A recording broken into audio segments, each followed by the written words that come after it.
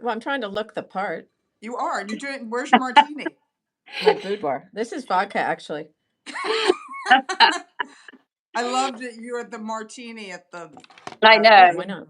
I did smile at that bit, must be said. Okay. So we are live and people are coming on. So today for a very different weekly live video chat. And thank you very much to two friends of mine, Claudia Lebenthal and Holly Peterson. So Claudia, I'm now going to turn the right way, has put together this book, Surfer Stories. It's 12 chapters about 12 great surfers, written by 12 different writers, one of whom is Holly Peterson, who is an avid surfer. And you can tell us, Holly, all about, your adventures in the book in a second.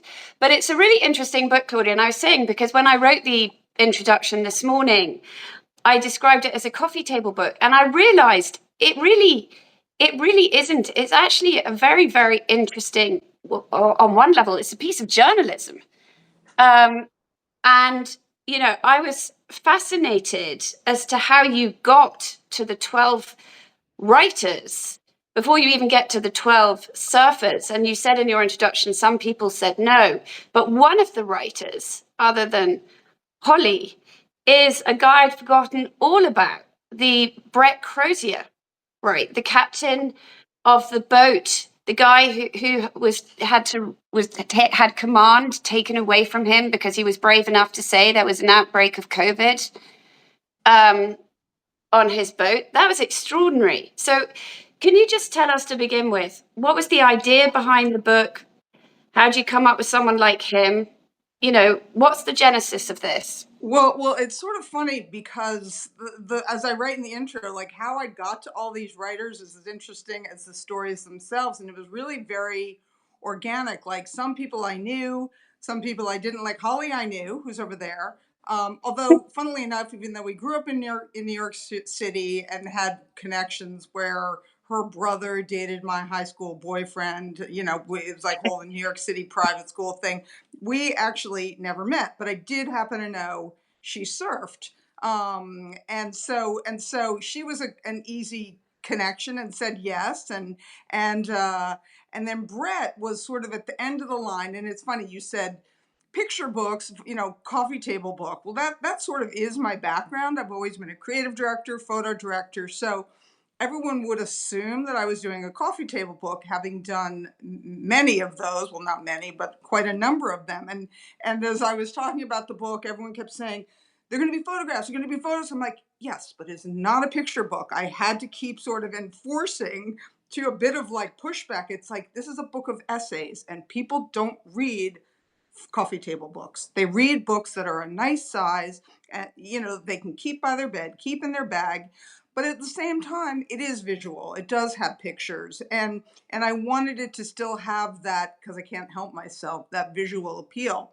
But then just asking the third part of the question you asked me about Brett. So as I am this creative director, didn't have a whole roster of writers. My publisher, Gretchen Young, was amazing in working with me, but it was sort of like some people said no, and it was getting to the like, So one day we were on the phone together. I was like, let me just Google surf books on Amazon and see what comes up.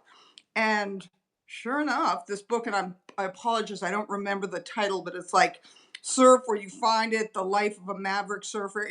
It had turned out it was the captain, Brett Crozier, who had been the captain of the USS Theodore, who was fired, as you say, in the early days of COVID for alerting everybody, hey, this ship, this disease is raging through his ship. And, you're not supposed to do like stuff that in the Navy, but he's like, you know what, this is more important. So he didn't even have a publicist. I just reached out to a local bookstore. I mean, it was very much a detective. Reached out to a local bookstore where I saw he was doing a signing and said, hey, here's what I'm doing. I'm trying to reach him. If you could have his publicist get in touch with me,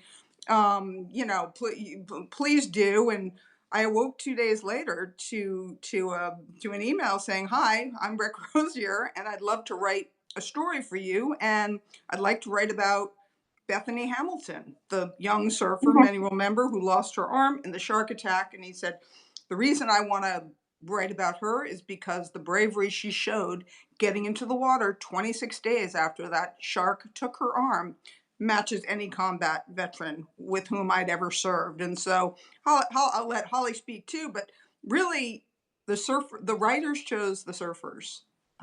So that was the beauty, and everybody had a surfer they wanted to write about, and there was no hesitation. So And Holly, I'll was let was there? But I want to ask Holly. But was there any overlap? Did anybody want the same surfer? interestingly, no. I mean, there was one girl at the end who had Liza Monroy, who had reached out to me. She'd found out about the book and through our publisher said, "Hey, I really want to write a story." And I said, okay, great. I do have, she'd asked about a surfer, and I'd had an ask out, I think. I said, but if you could be patient, just, I love that you want to do this, and there's going to be surfers, and work with me, and I'll have a list at the end of maybe people someone hadn't chosen, and she was agreeable to do that. And so I actually gave her the choice of two.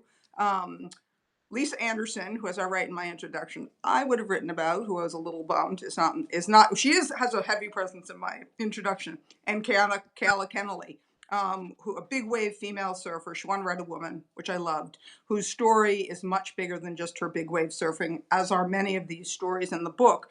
Hers is, again, a story of bravery, in that coming out as a lesbian in the surf community, which was not accepted, was as brave an act as the 40-foot waves or bigger that she rides. So pretty much no. And Holly was like, here's what I want to write about. And everyone had a reason. Everyone had a story they wanted to tell. I mean, these are not like long, boring biographies. Some are really No. personal, some are told first person. But they're all completely different, but really stories, just fun, great stories that whether or not you surf, they're just really interesting reads. And beautifully written.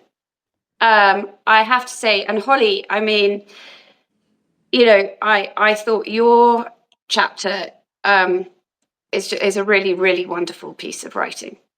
Thank you. Really, Thank you, really Vicky. wonderful. I mean, you really, there's nothing like authenticity, and it feels so like you. And I didn't know the backstory. I didn't know. I mean, I just remember one summer, suddenly there you were, not just kind of half on a board, but like really, really into it. And I never knew the backstory.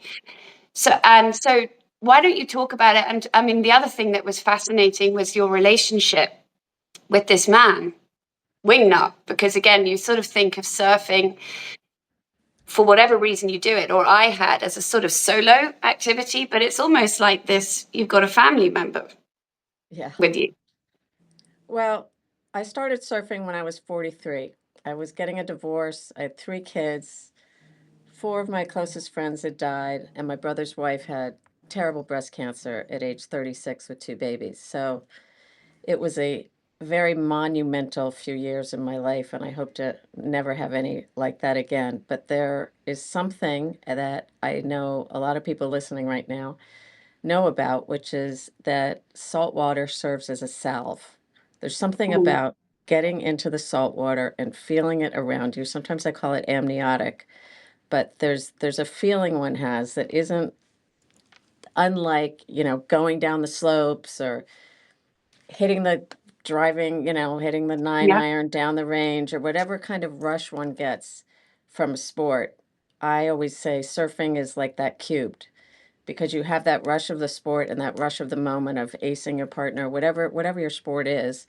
But on top of it, it's three-dimensional because you're doing it in water, and the water isn't a flat plane or a bumpy plane like a ski slope. It's just coming at you in all directions all the time and 100% unpredictable at all times. You never know when a wave's going to hit, when a current's going to hit. I mean, it's such a big hot mess. And it was a time when I was a big hot mess. So it seemed to really serve as a savior of mine, the savior of mine during this really difficult time. So I started to get in the salt water. It started to make me feel better. I started realizing that even though I'm a writer in New York and live on the Upper East Side of Manhattan and write about fancy things, that just getting dirty and getting in the salt water is just a completely humanistic desire and like salve, like I say. So that's when I started. And then, like my ex-husband, who always said got a little too excited about his skiing, I got a little too excited about my surfing. And I just couldn't stop. I couldn't stop doing it in the winter and the summer and the spring all over the world at, 6 in the morning. So it changed And my tell life. us about, And and I'm tell us, 60 and I still surf. So, go figure. well, that I thought was a very interesting theme. I noticed that in the book, I mean, surfing, you can do it, for a long, long time, right? You don't Yeah. age out particularly. So tell us about Wingnut, the guy you just chose to write about. Yeah, I mean, I think it was really interesting that there's 12 different writers in this book who are real writers, and we all just chose a surfer. But there's a reason we chose a surfer, not just because they're interesting and exciting and sexy or whatever, but because they mean a lot to us in a certain way that we think will resonate with the reader. Okay, so Wingnut was the star of Endless Summer 2. Endless Summer 1, as everyone may or may not remember, in the early 60s, was a longboarder and a shortboarder who go all over the world to Africa and Hawaii and Bali and all these places to try out waves for the first time and discover waves. I don't know how many years later, maybe 10 years later or something, they made uh, Endless Summer 2, and Wingnut was a longboarder. So he's a huge ham bone. He is hilarious. He can hold a movie on his own as the longboarder, as one of two main characters. And he's just unbelievably fun. And so I met him because my friends were friends with him. And he now is retired, but he takes families all over the world surfing. And so I started surfing with a surf in a surf camp with kids of all places. There were kind of the grown-ups on one side and the kids on the other.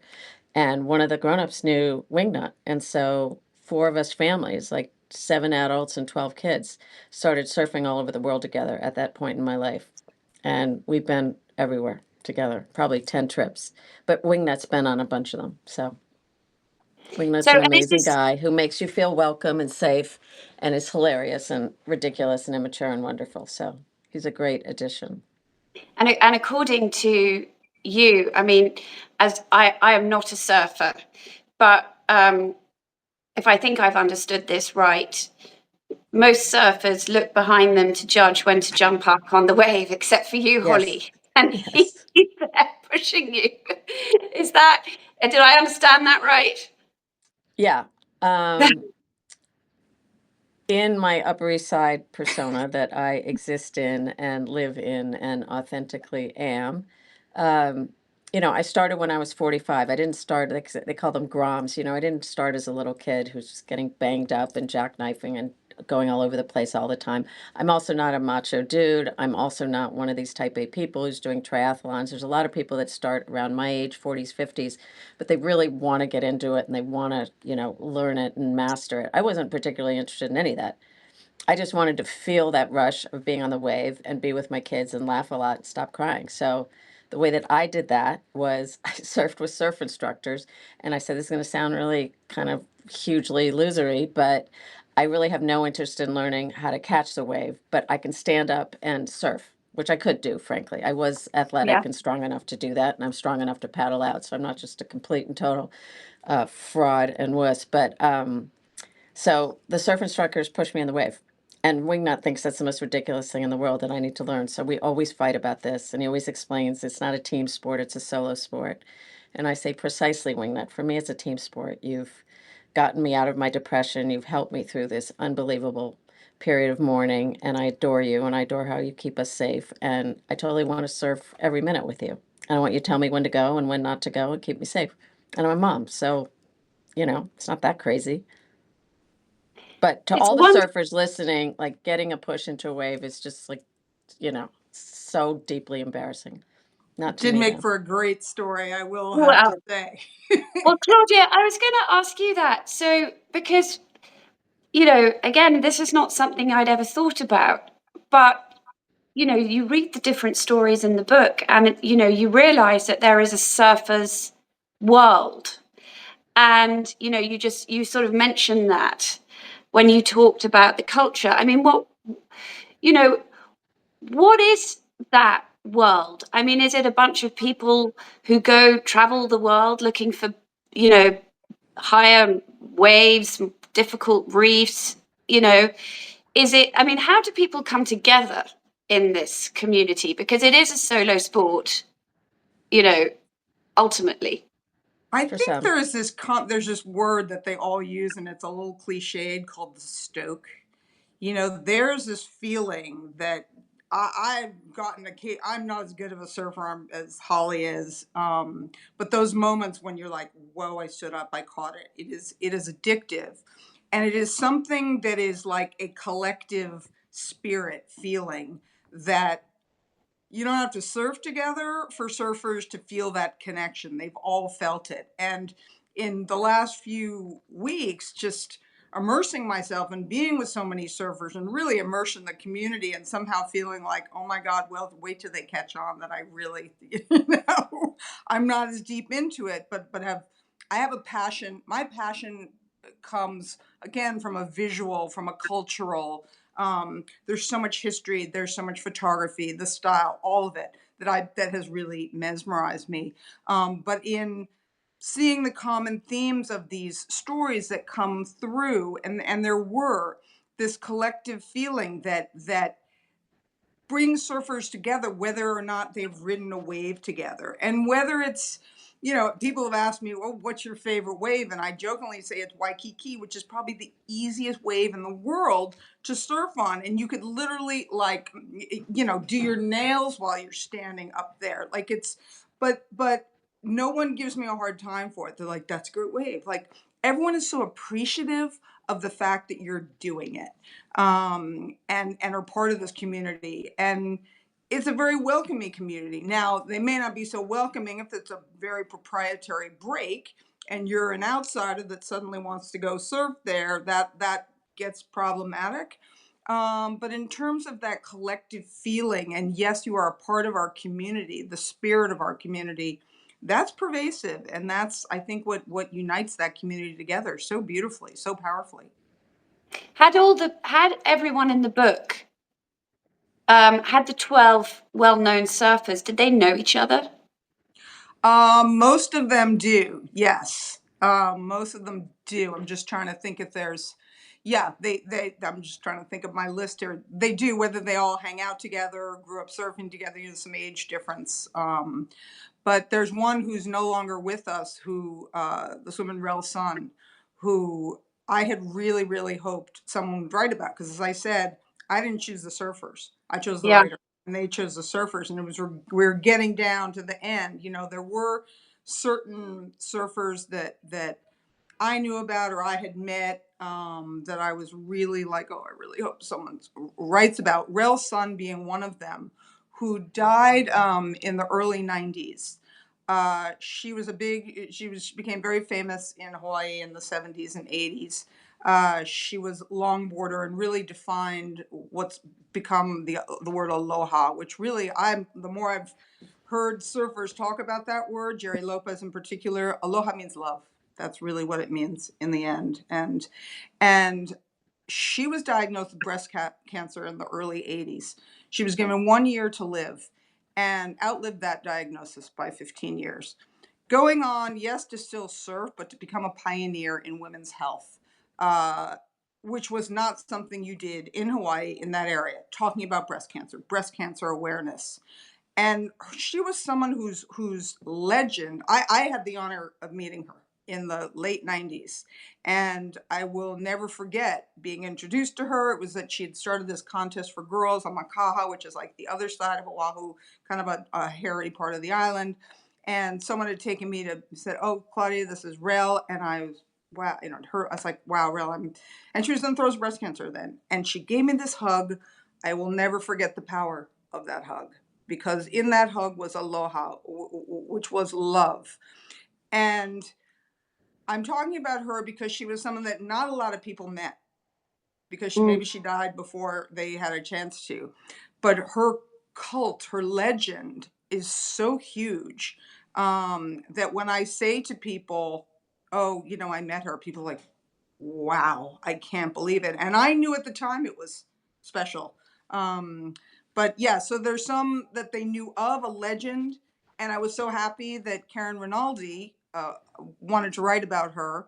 Little did I know that Karen had had breast cancer. And so she Well, tells, I yeah. didn't know until, it's so interesting because Holly, I didn't know what your piece was really going to be until it came in. I didn't know what a lot of these pieces we're going to be. I didn't really tell anybody what to do. And so I speak of this, and just, there are surfers that everybody knows because they've all hung out, and then there's the bigger cult. Are these legends that everybody knows of or wish they had known. So there is a connection. There is a connection with the greats they know of, or know each other, know of each other. And what are the, I mean, and I, again, I speak out of ignorance here because I don't know, but you get the feeling, and I'm going to forget, I think you call him the goat, or whoever's writing about him calls him the goat. And he talks about that he's going to he's going to surf in this place that no one's ever surfed Oh, I know what you're talking about. before. And actually, when I sort of thought of that in one box, and also then read Holly's piece, when you surf in a place that's frankly it sounded very dangerous, and you were shaken up. I mean, what's that about? Is it that you keep going until you reach your physical limit, or what's the challenge there? Because I mean, it sounded, Holly, like yours was scary, and the guy, and I'm forgetting which guy it is. I think it was Laird. If you're talking Laird about, Hamilton, he was I'm sure. gonna drop There's in only one. Shimafu, and that's one of the most only one incredible goat. stories, right, in the book. Yes, of where he was going to drop in and tow in, and that whole thing. and he was going to wear a flotation. Yes, so because that they would keep him alive long enough before someone could perform CPR. yeah, that's all it was. They're like, there's rescue queues not going to be able to. The jet skis aren't going to be able to rescue if you're wearing a flotation. And he's like, yeah, I'm not worried about that. I just need to be able to pop up to the surface, Yeah. so they can start CPR. Yeah, I mean, it takes a particular type of person to want to do that. He is a particular type of person. And so, Holly, and how did you find? Can I just make clear? I'm not doing anything like that. No one's near CPR with me. I could do a few underwater somersaults and get some water in my nose. Let's keep this real here, guys. But I will say, in answer to your earlier question, Vicky, in terms of why are we all so crazy about this, I think water is the great equalizer. Okay. Like education is a great equalizer. Yeah. When we're all in one situation, we're all doing the same thing, and it's a really big struggle, and it's really difficult, and a lot of part of your emotions and sadness and happiness and all kinds of parts inside of you are involved in this effort. There's just a huge community, right? And it equalizes everyone. Everyone's the same. Everyone's in a SEAL suit out there. We're in these black suits, and we've got ridiculous zinc all over our faces, and we're falling, and we've got water up our noses. But there's something about surfing, I have to say, and I'll say it again, it's three-dimensional compared to every other sport. You're upside down. It's totally unpredictable with the water. Yes, it's a little bit dangerous, not terribly dangerous, certainly where I surf. And the rush of standing on the board, I mean, literally, you're walking on water. I mean, it's a pretty amazing feeling. Is unlike, I say, the drive, down the ninth hole with a 10 iron or whatever the hell they're hitting their golf balls with, or a ski jump, or a bike jumping off a hill. It's a little more intense. Now, of course, my brother who golfs all the time says, will tell me it's not. But I think there's something about surfing that is just deeply, as I say, amniotic and elemental. I think it's from whence we came. And I think that everyone listening to this now knows that there's a difference between jumping into a pool and jumping into the ocean, right? There's something about the salt water that brings us to some place of, like I say, from whence we came. And it's reassuring, I guess. It brings us together when you're flipping out for 500 million reasons, like I usually am, and I certainly was then. A huge, big, hot mess, as I said. It really was myself. And I think a lot of people feel that. And however you're freaking out in your life, if someone's died or you've lost your job, or, whatever this crazy political situation we're in, salt water is something very different than anything we can actually do with each other or for each other. It's there for all of us. And if we get into it and we're enjoying it, and we're a group of people who understand how to do a sport in it that isn't just body surfing, it's just a level deeper. But I say anyone who gets into the salt water with someone is 80% there, where we surfers are. Do you have friends who took it up with you? My kids. In other words, your my kids kids took it up when I took it up. But I mean, And do I have a girlfriend that took it up when I took it up? Absolutely not. And all of them thought I'd completely lost my mind, and they still do. so when you go surfing around the world now, and who do you go with? I go with an instructor who pushes me into the wave and makes sure I'm safe and I don't die because I have 3 Yeah. kids. And I'll go with my kids or a group of people who surf, or I just went on a girlfriend trip to Mexico with 3 women who are the last people who would ever get on a surfboard. But they jumped in the salt water and I surfed out in the break without Right. them. You don't have to go with people. It's not like skiing where you have to like all Yeah, get yeah, on a yeah, chairlift and do it together. You can get in the water and do it while someone else is sunbathing on the shore. So you don't have to go with people. But when you're yeah. out in the water, it is a special thing among us surfers. There's a lot of laughter and there's a lot of community and there's a lot of mutual understanding that this is kind of a wacky sport Wow, in you're its almost. unpredictability and its rush. You're almost inspiring me. I will say I'm in your We brother's all You can camp. could go. do I'm it. I mean, you know what? It's a so crazy, golfer. guys. Can I just say to the audience, all of you are thinking you can't do this. If you were lying flat on a board in a relatively flat ocean and a 2-foot wave comes up to about your upper thigh and someone pushed you in the wave, you could kind of do Warrior One yoga, your first or fourth or fifth wave. It's not as it seems. The board is very solid when it moves. So Wow. Well, guys, Claudia, thank you so much for writing this book. I do encourage everyone to read it. It's really, really, really well written and very surprising, I think. Claudia and Holly, thank thank you. you very, very much for Thank you, writing the book Vicky. and Thank you. It's coming an to honor. talk. Bye, Thank you, Vicky. guys. We See you appreciate on the it. water. Yeah, Bye. Yes. we're all going surfing.